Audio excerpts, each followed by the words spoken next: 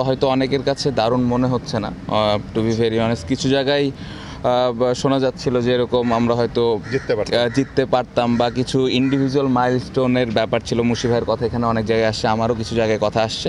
But আমার মনে হয় যে উইকেটটা যেরকম ছিল, এই উইকেটে আমার মনে হয় না যে আসলে 50 ওভারের মধ্যে অল আউট করাটা সম্ভব হতো, বিকজ অফ আমাদের দেখেন মিরাজ খেলতে পারে না, আমাদের একটা এক্সপিরিয়েন্স বলারও খেলতে পারে না। সো স্বাভাবিকভাবে একটু ইনএক্সপিরিয়েন্স বোলিং অ্যাটাক ছিল। সো ওই রিস্কটা আমরা নিতে পারি নাই। বাট এভাবে আসলে ইন্ডিভিজুয়াল মাইলস্টোনের জন্য এই টিমে কেউই খেলে নাই, এটা আমি 100% শিওরিটি নিয়ে বলতে পারি।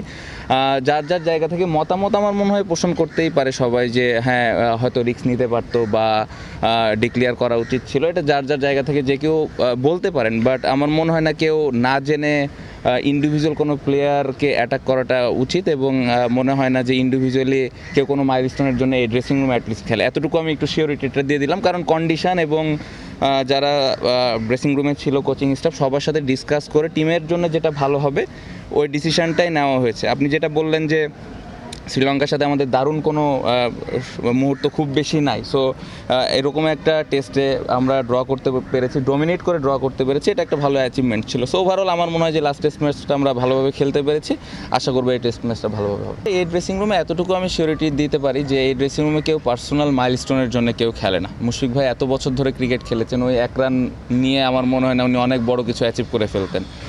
উনি আমাদের টিমের জন্য কত কিছু করেছেন এটা আমরা সবাই জানি। সো আমরা যে ডিসিশনটা নিয়েছিলাম বৃষ্টির কারণে ওই প্ল্যানটা আমরা এক্সিকিউট করতে পারিনি অনেস্টলি। আর উইকেটটা খুব বেশি একটা পরিবর্তন হয়েছিল না, ডে 5-এ গল যেরকম আমরা সবসময় চিন্তা করি। সো ওই কারণে আমরা কিন্তু ওইভাবে ওই সময় ডিক্লেয়ারটা করতে পারি নাই। এবং পাশাপাশি আমি যেটা একটু আগে বললাম যে বোলিং অ্যাটাকটা একটু ইনএক্সপিরিয়েন্স ছিল। আমার হাতে যদি তাসকিন বা মিরাজ থাকতো তাহলে হয়তো ডিফারেন্ট একটা কম্বিনেশন হতো। বাট যেই বোলারগুলো খেলেছে তারা দারুণ বল করেছে, শুধুমাত্র কন্ডিশনের কারণে আমরা ওই রিস্কটা নিতে পারি না। বাট বৃষ্টি যদি না হতো হয়তো আমরা ডিফারেন্ট প্ল্যানে যেতাম।